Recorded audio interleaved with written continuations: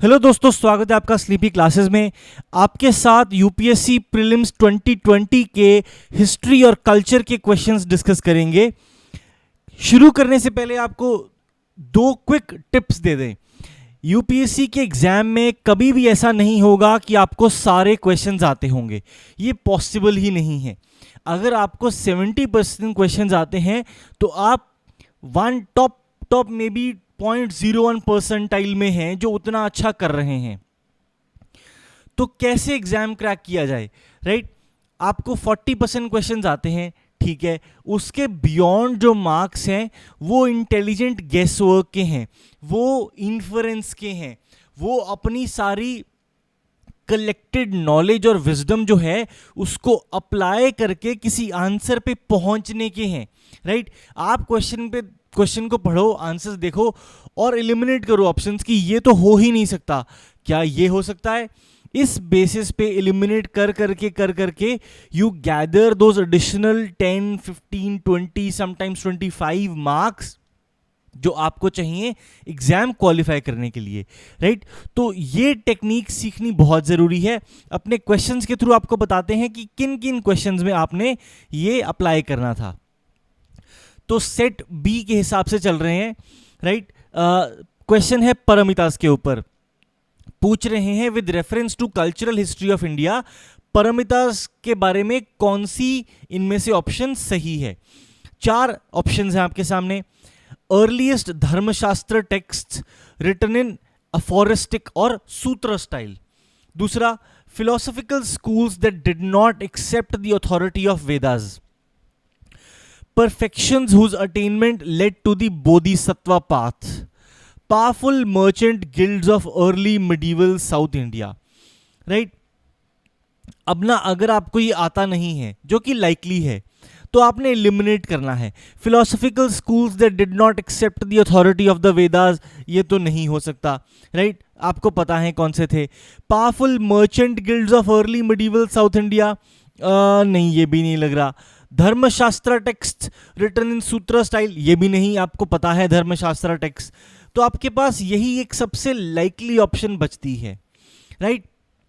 अब आपको लगेगा कि घर बैठ के ये कहना बहुत आसान है, मेरे पास तो रेफरेंस मटेरियल भी है, मैं कंफर्म भी कर चुका हूँ, सब कुछ कर चुका हूँ, तो कितना आसान है मेरे लिए आपको बताना कि भाई यही सबसे लॉजिकल आंसर है। तो इसका एक और तरीका है, राइट? ये ओवर द इयर्स डेवलप की गई टेक्निक है मेरी पर्सनल।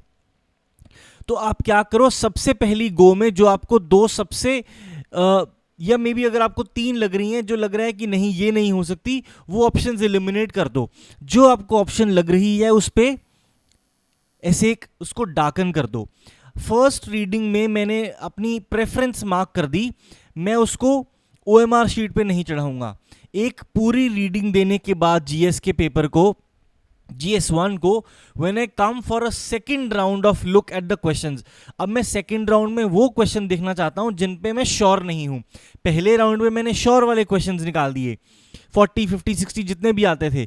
नाउ दो वंस जिनमें मैं बहुत ज़्यादा श्योर नहीं हूं, अब उनको देखने लगा हूं। अब दोबारा जब आप पढ़ेंगे तो इट्स ऑलरेडी बीन कई बार 40, 50, 1 घंटा, सवा घंटा हो चुका है आपको पेपर देते हुए।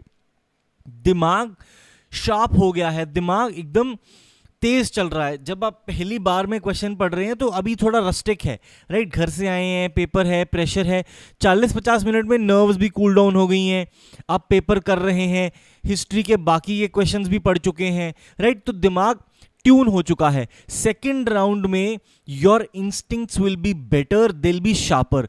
तो अगर सेकेंड राउंड में भी आपकी गट फीलिंग इसकी तरफ है तो बैक योर सेल्फ और इसको ओएमआर शीट पे मार्क कर दीजिए। This is how you go for intelligent guesswork, inference, analysis kind of a question, application kind of a question. जो लोग दे चुके हैं एग्जाम, अनफॉर्चुनेटली आप ये टेक्निक अप्लाई नहीं कर पाएंगे अगले साल से पहले। जो लोग अगले साल के लिए तैयार कर रहे हैं उनके लिए ज़रूरी है दिमाग में ये बिठा के रखना एंड प्रैक्टिस करना, ताकि अगले साल के प्रीलिम्स में ये टेक्निक अप्लाई कर सकें, राइट? तो परमितास क्या है? परफेक्शंस हैं जिनकी अटेनमेंट से बोधिसत्वा पाथ पे आप पहुंचते हैं। तो बेसिकली परमिता और परमी दो टर्म्स हैं। परमिता संस्कृत टर्म है, परमी पाली टर्म है, right. Literal translation, loose translation इसका है परफेक्शन। तो ये वो क्वालिटीज हैं associated with enlightened beings which take you on the path of bodhisattva, right। 6 ऐसी कुछ सोर्सेस 6 बताते हैं, कुछ 10 बताते हैं, बेसिक 6 है, राइट। डिराइव्ड और 4 हैं। कौन कौन सी? Generosity, discipline, patience, diligence, meditative concentration, wisdom, then skilful means, strength, aspiration and primordial wisdom.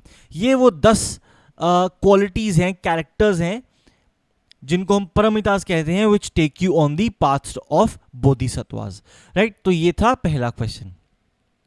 ये 50-50 वाला क्वेश्चन है, कुछ लोग करके आए हैं, कुछ लोग नहीं करके आए हैं। Then second, Rakhmabai case of 1884 क्या था? अब ये न्यूज में रहा, बट कुछ टाइम पहले रहा, तो आपको आता है नहीं आता है, आप क्वेश्चन पढ़िए, अप्लाई करने की कोशिश कीजिए। अब Rakhmabai case of 1884, women's right to gain education, age of consent, restitution of conjugal rights. 3 options हैं, मतलब इनमें से कोई 2 तो सही है ही है, हो सकता है तीनों ही सही हो। अब एज ऑफ कंसेंट और रेस्टिट्यूशन ऑफ कॉन्जुगल राइट्स काफी मिलती जुलती ऑप्शंस हैं। Conjugal, restitution of conjugal rights मतलब राइट्स टू योर वाइफ और husband which have been suspended and you want them restituted. Age of consent again शादी को लेके, conjugal relationship को लेके, तो ऑप्शन स्टेटमेंट 2 और 3 मिलती जुलती हैं।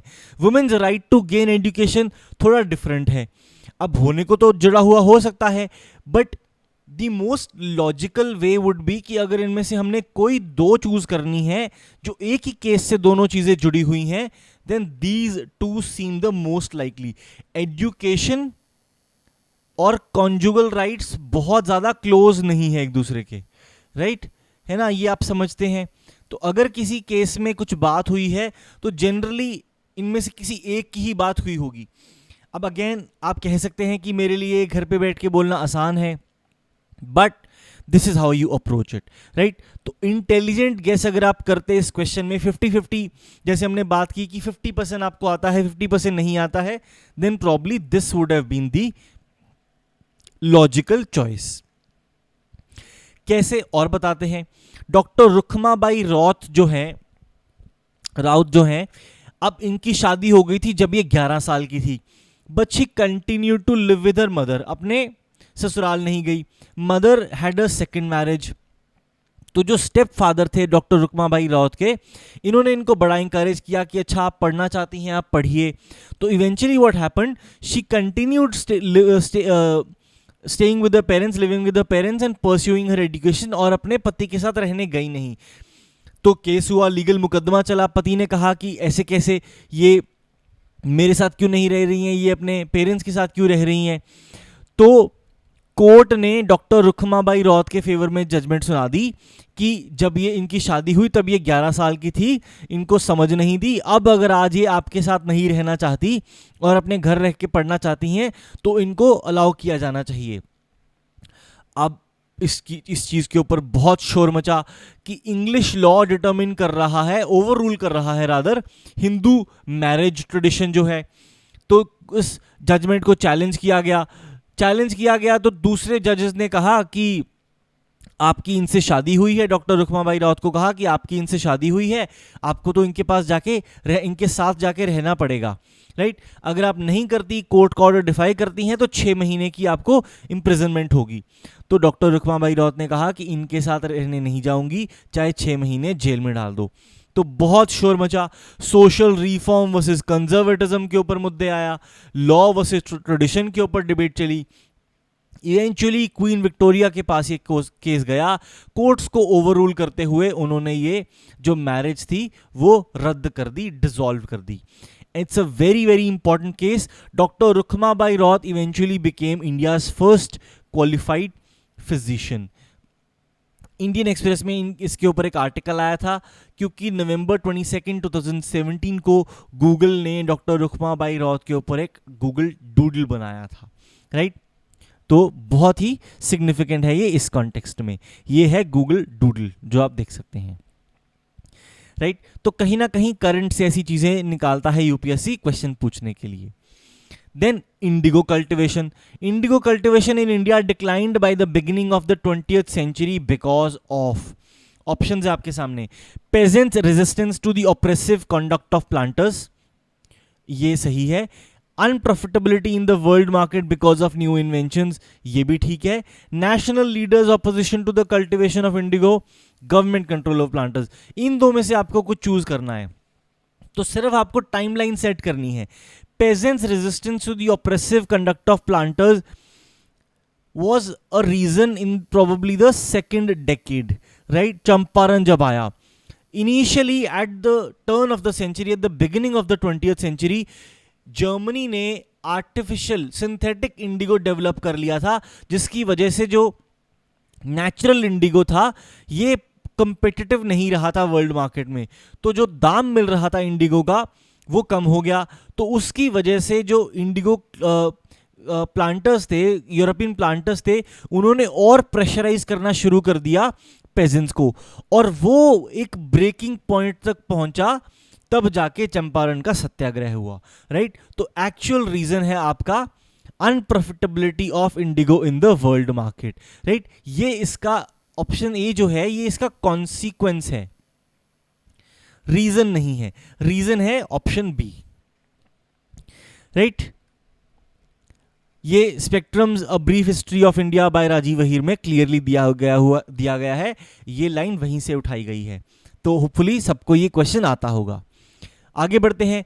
Wellesley established the fort William college eight Calcutta because, again अगर आपकी तैयारी अच्छी है तो हम अज्यूम करेंगे कि आपको इसका आंसर आता है, राइट। वो चाहते थे ब्रिटिश सिविलियंस को एडमिनिस्ट्रेटिव पर्पस के लिए ट्रेन करना इंडिया में, राइट। कि जितने ब्रिटिश एडमिनिस्ट्रेटर्स आ रहे हैं उनको प्रिपेयर किया जाए कि वो बेटर एडमिनिस्ट्रेटर्स बन सकें, right. They could rule upon the people better, उनके कस्टम्स, उनके रीति रिवाज समझ सकें।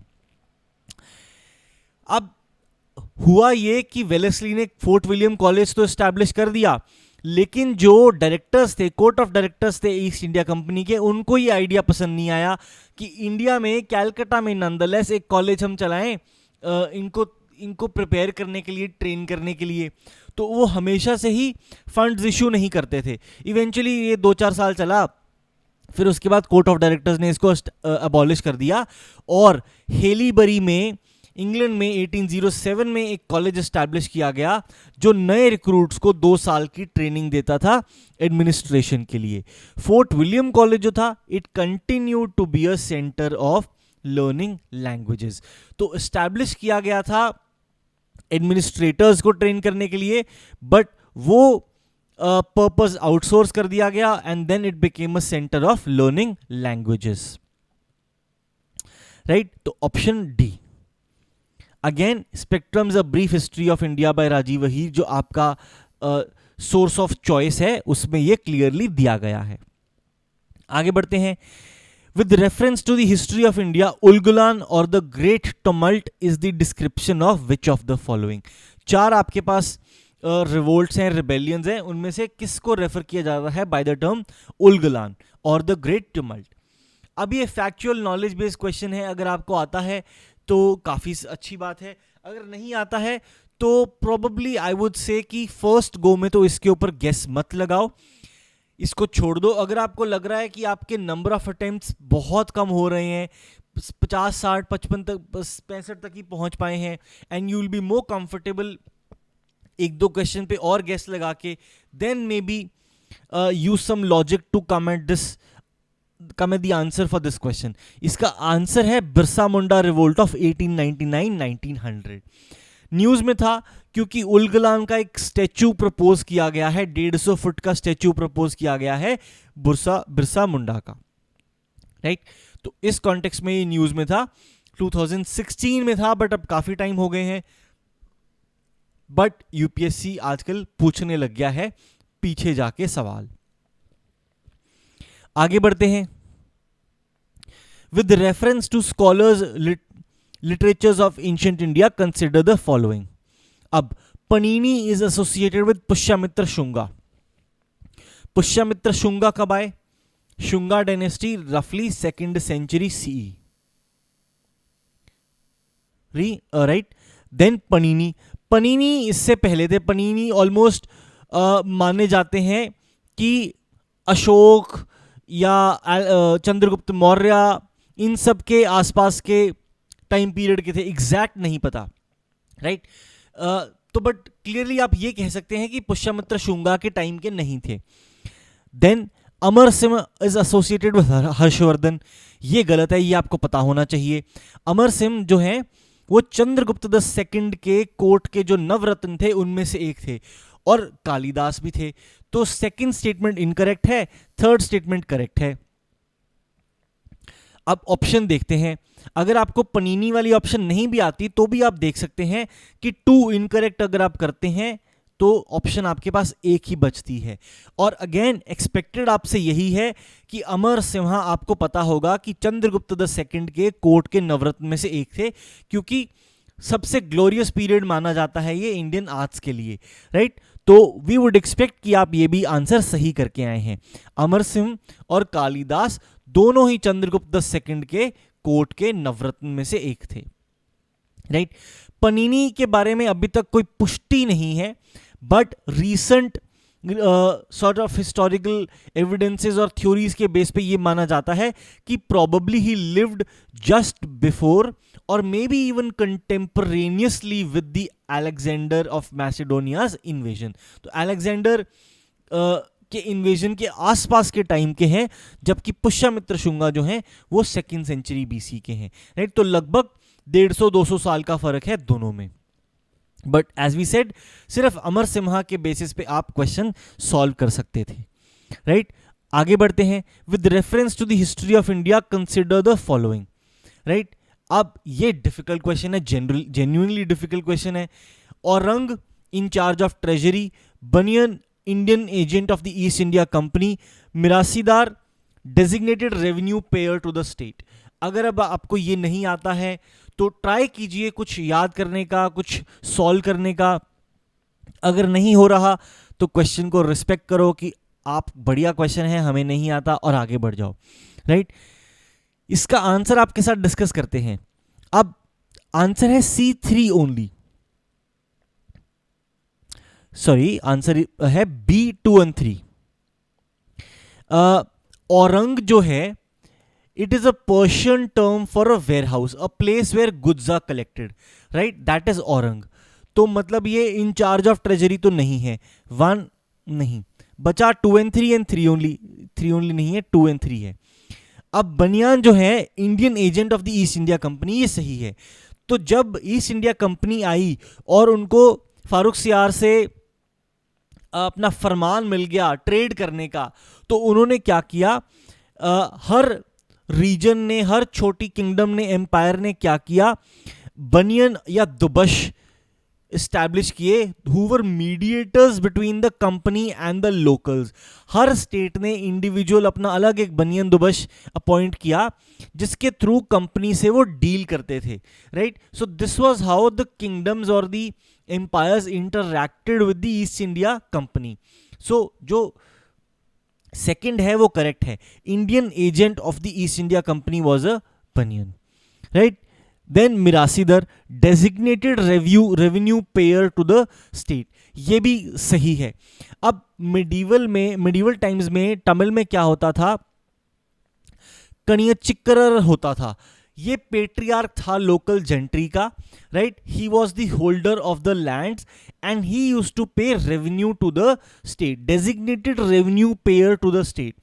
ग्रेजुअली 17th-18th सेंचुरी तक आते आते जो ये टर्म थी ये रिप्लेस की गई by the term zamindar, and then it was replace by the term mirasidar, and then eventually by the term ryot, right. तो जैसे जैसे आपका रेवेन्यू सेटलमेंट सिस्टम चेंज करता गया, वैसे वैसे आपका जो टर्म यूज करी जाती थी वो चेंज होती गई, राइट। तो mirasidar was indeed the designated revenue payer to the state, right. Madras के एरिया की रेवेन्यू कलेक्शन जो है पूरी हमने यहाँ पे समझाई हुई है, राइट। तो यहाँ से आपको पता चलता है कि इनिशियली पहले मिरासी राइट्स एग्जिस्ट करते थे, right. Mirasidar was responsible for the rent collection, और जहां जहां जिस जिस एरिया में मिरासीदार नहीं होता था वहां पे ब्रिटिश ने क्या किया, विलेज हेडमैन को अपॉइंट किया कि आप रेवेन्यू इकट्ठा करके देंगे, राइट। बट जो ये अटेम्प्ट थी ये बहुत जल्दी ही फ्लॉप हो गई, ये एक्सपेरिमेंट चला नहीं। क्यों? क्योंकि bad monsoon, low price of grains, तो लोग भागने लग गए, पूरे के पूरे गांव भागने लग गए कि रेवेन्यू तो दे नहीं पाएंगे, तो इससे अच्छा भाग जाते हैं। देन जब ये सिस्टम फेल कर गया तो उसके बाद ईस्ट इंडिया कंपनी ने रयतवारी सिस्टम इंट्रोड्यूस किया कि हर इंडिविजुअल रयत की जिम्मेदारी है हमें एक डेजिग्नेटेड एक pre decided amount of revenue पे करना, रादर देन की मिरासीदार की on the basis of the entire village, कि पूरे विलेज का इकट्ठा नहीं हम लेंगे, हर रैयत की जिम्मेदारी अलग है हमें रेवेन्यू पे करना, राइट। ये जेन्युइनली डिफिकल्ट क्वेश्चन था, अगर आपको नहीं आता था it's all right, again not to worry, right. With reference to the religious history of India, Sthaviravadins belong to Mahayana Buddhism, Lokottaravadin was an offshoot of Mahasangika sect of Buddhism. Deification of Buddha by Mahasangikas fostered the Mahayana Buddhism. अब again difficult question, अगर आप इतनी depth में Buddhism नहीं पढ़ के आए हैं, जो कि मेजॉरिटी बच्चे नहीं पढ़ते हैं। कैसे सॉल्व करें? Deification of Buddha by Mahasangikas fostered the Mahayana Buddhism, ये करेक्ट है, ये हमें पता है, राइट। देन बट अगर 3 ओनली भी हम देखें तो भी अपने पास 3 ऑप्शंस बचती हैं। देन इसके बारे में अगर आपको जानकारी है तो बहुत बढ़िया, आपका पूरा क्वेश्चन सॉल्व हो सकता है। स्थविरावदन्स जो हैं they do not belonged to Mahayana Buddhism.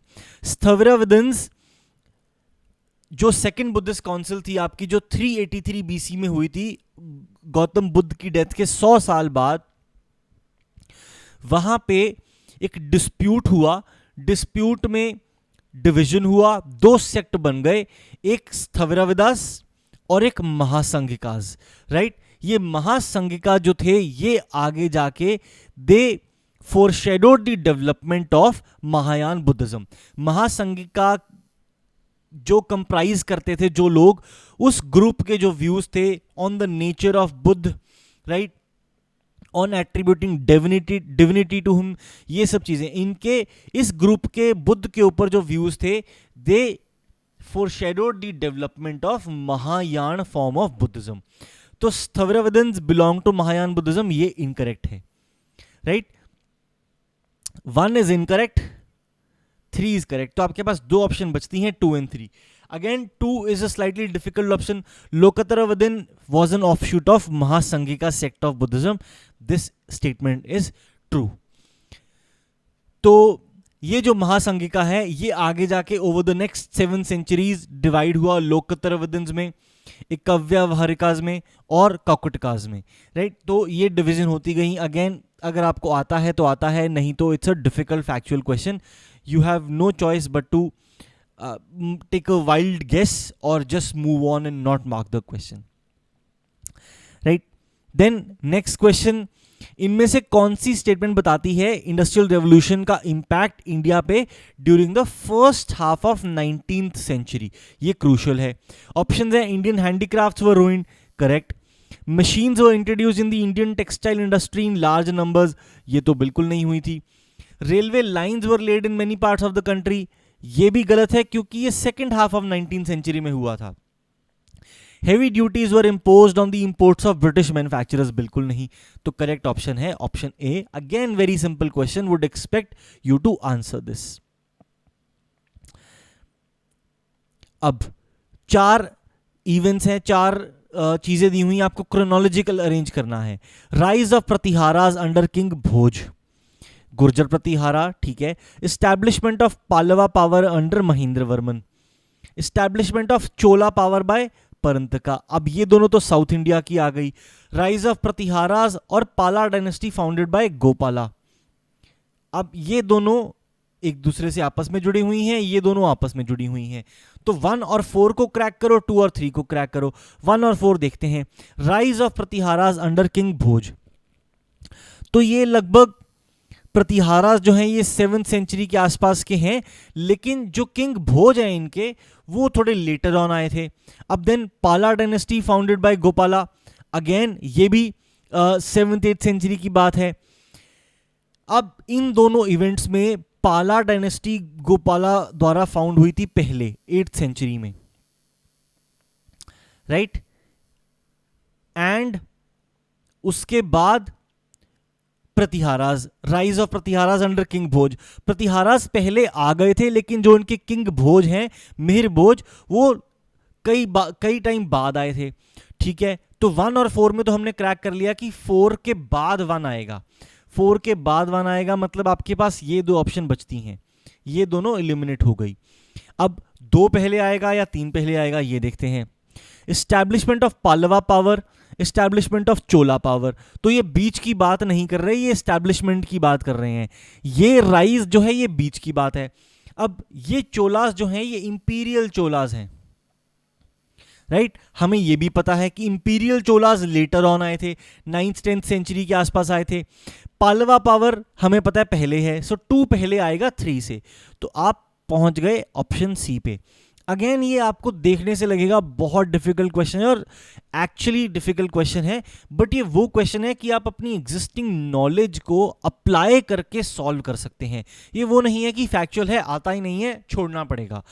This is an application based top of the line question, but यही डिफ्रेंशिएट करेगा कि कौन पेपर क्वालिफाई करता है, कौन नहीं करता है, राइट। पाला dynasty founded by Gopala 750 CE। Gurjar Pratihara ये 6th सेंचुरी CE में इनकी डायनेस्टी शुरू हो गई थी, बट मिहिर भोज आए थे 835 CE में, 836 CE रादर, 836 से 886 या 835 से 885 कह लो, राइट। देन महेंद्र वर्मन पालवा और परंतका चोला द फर्स्ट, तो Mahendra Varman the first 600 CE में आए, पालवा रूल एस्टैब्लिश किया, और परंतका चोला द फर्स्ट जिन्होंने इंपीरियल चोला रूल एस्टैब्लिश किया 10th सेंचुरी CE, राइट। तो क्लियर हो जाता है यहां से कौन पहले आया कौन बाद में आया। तो आंसर के साथ साथ होपफुली आपको लॉजिक भी समझ आया है कैसे अप्रोच करना है, राइट। अगला क्वेश्चन देखते हैं। हुंदी, पोस्ट हर्षा पीरियड में टर्म यूज हुई हुंदी, इसका मतलब क्या है। अगेन फैक्चुअल क्वेश्चन, बट ये थोड़ा सा ऐसे कॉमन नॉलेज कह लो, जनरल नॉलेज कह लो, ऐसा वाला क्वेश्चन है। अगर आपको आता है तो बहुत अच्छा, नहीं तो again you will have to just make a wild intelligent guess और leave the question and move on. Hundi advisory issued by the king to his subordinates, या फिर diary to be maintained for daily accounts, a bill of exchange, या फिर an order from the feudal lord to his subordinates. इसका सही जवाब है C, a bill of exchange. तो hundi basically क्या है, एक बिल ऑफ एक्सचेंज है जो मिडीवल इरा में पॉपुलर हुआ। तो बेसिकली अगर आपको लॉन्ग डिस्टेंस ट्रैवल करना है तो आप अपने किसी लोकल एजेंट के पास जाते थे, आप उसको कहते थे कि ये मेरे से पैसे यहाँ पे ले लो, और फॉर एग्जांपल मेरे से आगरा में ले लो, मुझे मेरठ में दे देना। तो आगरा में आपने एजेंट को पैसे दे दिए, उस एजेंट का कोई आगे, उस फैमिली का, उस श्रॉफ का, उस मर्चेंट का कोई एजेंट आगे मेरठ में भी होगा और वो आपको मेरठ में पैसे दे देगा। तो बेसिकली जो आगरा में बैठा मर्चेंट है वो आपको एक प्रोमिसरी नोट इशू कर देगा, एक हुंडी इशू कर देगा, जो आप मेरठ में जब पेश करेंगे उस मर्चेंट के एजेंट को, तो मेरठ में आपको उस बिल ऑफ एक्सचेंज के अगेंस्ट, उस प्रोमिसरी नोट के अगेंस्ट पैसे मिल जाएंगे। इस तरीके से मिडीवल ईरा में पैसे एक जगह से दूसरी जगह पहुंचाए जाते थे, या जैसे भी कह लो। जनरली जो ये श्रॉफ्स होते थे, मर्चेंट्स होते थे, इनका कोई ना कोई एजेंट बैठा होता था हर एक शहर में। जनरली वो फैमिली मेंबर्स ही होते थे और वो पेमेंट एक्नॉलेज कर देते थे, राइट। अगर मनी सप्लाई अच्छी है तो जो रेट ऑफ इंटरेस्ट ये एजेंट्स या मर्चेंट्स चार्ज करेंगे वो कम होगा। अगर मनी सप्लाई टाइट है तो कमीशन चार्जेस ज़्यादा होंगे, राइट। तो this was how hundis worked. अगला क्वेश्चन, देशर कथा। सखराम गणेश दोइस्कर, अब ये महाराष्ट्रियन थे और किताब लिखी बंगाली में, जो आगे हिंदी और इंग्लिश में ट्रांसलेट हुई। बहुत ही सिग्निफिकेंट किताब है, बट क्वेश्चन इस पे बड़ा डिफिकल्ट आया है। देशर कथा के बारे में वो हमसे पूछ रहे हैं कि it warned against the colonial state's hypnotic conquest of mind. ये करेक्ट है। It inspired the performance of swadeshi street plays and folk songs. ये भी करेक्ट है। इनफैक्ट स्वदेशी शब्द का इस्तेमाल सबसे पहले सखाराम गणेश दोइस्कर ने अपनी इस किताब देशर कथा में किया। For the first time the term Swaraj was used in this book and इसको अरविंदो घोष ने पढ़ा और उनको लगा कि बहुत अच्छी चीज़ लिखी है। फिर स्वराज को उन्होंने ट्रांसलेट करके इंग्लिश में इंडिपेंडेंस शब्द यूज़ किया। ये जो किताब थी देशर कथा, इसने बंगाल के यूथ को बहुत ही ज़्यादा चार्ज अप कर दिया था and this is what eventually led to the swadeshi and boycott campaign of 1906 and 1905 and 1907 पूरे टाइम पीरियड का, right. It gripped the youth of Bengal. Swadeshi swaraj की सारी कहानी की शुरुआत इसी किताब से हुई है। The use of desh by दोइस्कर was in the specific context of the region of Bengal. ये इनकरेक्ट है। वो पूरे कंट्री की बात करते थे जब करते थे, वो कॉलोनियल स्टेट की conquest of the Indian mind की बात करते थे। पूरे देश के बारे में उन लिख के गए हैं, ना कि सिर्फ बंगाल के बारे में, राइट। तो ये स्टेटमेंट इनकरेक्ट है। ऑप्शन करेक्ट है 1 and 2 ओनली, राइट। अगेन कुछ ज़्यादा आप इसमें कर नहीं सकते थे। इसके बेसिस पे अगर आप ये कहीं ना कहीं कंक्लूड कर पाएँ कि नहीं देश देश होगा, बंगाल नहीं होगा, तो आप एक ऑप्शन एलिमिनेट, एक स्टेटमेंट एलिमिनेट करके आंसर मार्क कर सकते हैं। But otherwise it's a difficult question and you might not have been able to guess it correct in the exam. ठीक है, कोई बात नहीं, बाकी सब्जेक्ट्स में स्कोप देखेंगे कितना है। आगे बढ़ते हैं। गांधी इरविन पैक्ट, ये इजी क्वेश्चन था, उम्मीद करेंगे कि ये सबने ठीक किया। कांग्रेस को सेकंड राउंड टेबल कॉन्फ्रेंस का इनविटेशन आया, बिल्कुल हाँ। Withdrawal of ordinances promulgated in connection with the civil disobedience, बिल्कुल हाँ। Acceptance of Gandhi ji suggestion for inquiry into police excesses, नहीं, ये रिजेक्ट कर दी थी उन्होंने demand. Release of only those prisoners who were not charged with violence, बिल्कुल ठीक, 1, 2 and 4, यानी कि ऑप्शन बी। क्या क्या डिमांड टर्न डाउन करी? पुलिस एक्सेसेस की इंक्वायरी और commutation of the sentence of Bhagat Singh, right. Easy question था, उम्मीद है सबने ठीक किया होगा। Vittal Vidhvansak, first monthly journal to have untouchable people as its target audience was published by. अब ऑप्शन देखिए, डॉक्टर अंबेडकर, महात्मा गांधी, ज्योतिबा फूले, इनसे जुड़ा हुआ अखबार होता तो आपको पक्का ही पक्का पता होता। ये तीनों बड़ी इंपॉर्टेंट पर्सनालिटीज है जिनके बारे में हम काफी पढ़ते हैं। आपके पास एक ही ऑप्शन बचती है, गोपाल बाबा वलंकर, राइट। ये पायनियर थे untouchable people, so called untouchable people की मूवमेंट के, right. Vittal Vidhvansak, destroyer of Brahmanical और सेरेमोनियल पोल्यूशन, इन्होंने अपना एक मंथली जर्नल शुरू किया था, have to have the untouchable people as its target audience, right. This was something which you could answer by elimination. आगे बढ़ते हैं। कुल्यवाप और द्रोणवाप क्या डिनोट करते हैं? Religious rituals, classification of urban land, coins of different monetary value या measurements of land. Again slightly difficult question, अगर आप गेस करना चाहते हैं तो आप कर सकते हैं, वरना it's if you know kind of a question. इसका सही जवाब है measurement of land, right.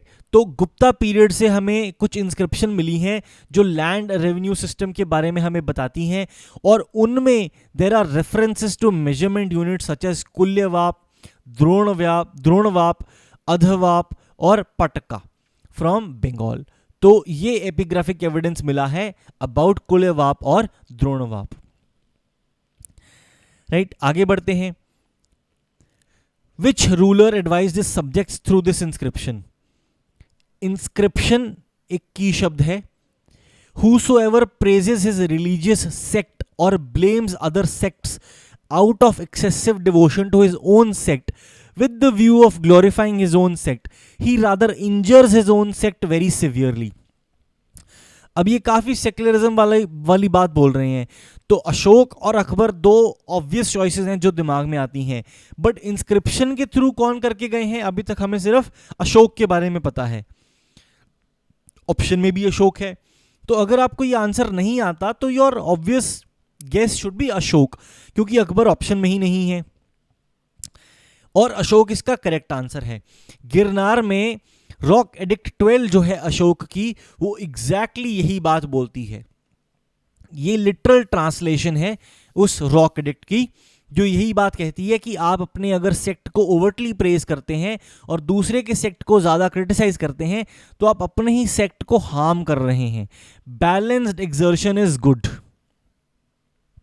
Right, तो ये भी ऑप्शन से आप एलिमिनेट करके आंसर कर सकते थे। Then with reference to period of Gupta dynasty in ancient India, the towns Ghantasala, Kadura and Chaul were well known as capitals of powerful kingdoms, ये नहीं हमें पता है। places of exquisite stone art and architecture, नहीं। important Buddhist pilgrimage centers, नहीं। हमें पता है क्योंकि ये हम रेगुलरली पढ़ते हैं। एक ही ऑप्शन बचती है, ports handling foreign trade। ये तीनों के तीनों they were ports handling foreign trade. Mamallapuram, Puhar, Korkai, Kalyan, Chaul, Broach, Cambay, Kadura, Ghantasala, Kaveripattinam, Tondail, Kottayam, Muziris, Tamralipti, ये सारे पोर्ट्स हैं। राइट, तो अगेन ये आंसर भी आप एलिमिनेशन की बेसिस पे कर सकते थे। अगला क्वेश्चन, आखिरी क्वेश्चन हिस्ट्री का, कल्चर का। परिव्रजका, श्रमण और उपासक, ये आपने बताना है कौन से करेक्टली मैच्ड हैं। उपासक तो हमें पता है ले फॉलोअर ऑफ बुद्धिज्म, तो ऑप्शन ए एलिमिनेट हो गई। देन श्रमण, श्रम होता है हार्डवर्क, लेबर। राइट, तो प्रीस्ट विद हाई स्टेटस, तो ये इनकरेक्ट है। Shramana is not a priest with high status. Shramana is someone who does hard work, who does labour, धर्म के लिए, किसी रिचुअल के लिए, राइट, एसेटिक के लिए, मंक के लिए, किसी के लिए भी यूज किया जा सकता है श्रमण। Right, not necessarily a priest with a high status. तो 2 इनकरेक्ट हो गया, आपके पास ऑप्शन बचती है 1 and 3। राइट, ऋषिज के लिए यूज किया जाता था अर्लियर टाइम्स में श्रमण, because hard work associated with ritualistic exertion. Right, उपासक हमें पता है ले फॉलोअर, परिव्रजका मीन्स वॉन्डरिंग। तो अगेन आपको कुछ बेसिक नॉलेज है, आप अपनी नॉलेज अप्लाई कर सकते हैं और पहुंच सकते हैं। अगर आपको कॉन्फिडेंस नहीं आ रहा है तो then you will just have to leave this and move on to other subjects. कल के पेपर में पॉलिटी और इकोनॉमी के काफ़ी ऐसे कॉन्सेप्चुअल क्वेश्चन आए जो आप अगर नॉलेज अपनी यूज़ करें, अप्लाई करें तो मे बी आप कर सकते थे। Right, it's a touch and go kind of an exam. Easy तो बिल्कुल नहीं था, एप्लीकेशन वाला पेपर था। और पिछले 3 साल से जो हम देख रहे हैं, 18 में भी, 19 में भी, 20 में भी, बहुत ज़्यादा एप्लीकेशन बेस्ड पेपर आए हैं कि आपको पेपर इजी नहीं लगेगा, बट अगर आप ढंग से बैठ के ठंडे दिमाग से अपनी सारी नॉलेज अप्लाई करें तो you might be able to do well and cross the cut off. Again, nobody is expecting कि आप इस पेपर में 130-40 लेके आएं, बट अगर आप 110 का आंकड़ा पार कर सकते हैं, if you are 110 plus in this paper, you will definitely get through. आपको कोई नहीं रोक सकता, क्योंकि इन सब पेपर में कट ऑफ 100 के रीजन में ही वेरी करती है, +-1, +-2, +-3, यही बॉलपार्क फिगर है। तो अगर आप 110 टच कर गए हैं तो you should be feeling very safe कि आपका हो जाएगा इस बार का एग्जाम, एंड आप आगे सॉल्व कर पाएंगे, आप आगे मेंस लिख पाएंगे रादर। अब इसमें से 5 क्वेश्चन लगभग ऐसे थे जो हमने अपने क्लासेस में डिस्कस किए हैं, जो आप भी अपनी रेगुलरली बुक्स में पढ़ते हैं। 3-4 क्वेश्चन ऐसे थे जो आप अप्लाई करके अपनी नॉलेज पहुंच सकते हैं। 1-2 वाइल्ड गेसेस थे। तो अगर इन 18 क्वेश्चन जो हिस्ट्री कल्चर में आए, अगर आप 10-11 के आसपास भी घूम रहे हैं तो यू डन प्रिटी वेल, आप अच्छा कर गए हैं, राइट। इसके ऊपर आप जाएं तो बहुत ही एक्सेलेंट है, लेकिन अगर आप 5-6 पे घूम रहे हैं स्लाइटली ऑफ है। अगर आप 9-10-11 पे हैं हिस्ट्री के 18 क्वेश्चन में, देन यू डन डिसेंट, बहुत बुरा नहीं किया है आपने, क्योंकि बाकी सब्जेक्ट्स में ऐसे थे जहां पे आप 60-65% क्वेश्चंस कर सकते थे।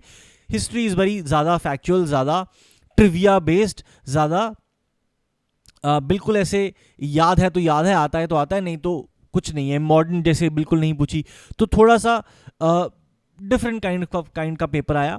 But again that's not for you to जज, इट्स अ कम्पिटिटिव एग्जाम। आपने सिर्फ अपने साथ बैठे हुए कैंडिडेट से ज़्यादा मार्क्स लेके आने हैं, राइट। ये थे हिस्ट्री के क्वेश्चंस का डिस्कशन। होपफुली आपने इसमें से आंसर्स के साथ साथ थोड़ा लॉजिक सीखा होगा, अप्रोच सीखी होगी, क्वेश्चंस को कैसे सॉल्व करना है, and hopefully you have gained out of this. मिलेंगे आपसे हिस्ट्री के एक और डिस्कशन के साथ। तब तक के लिए thank you and keep watching.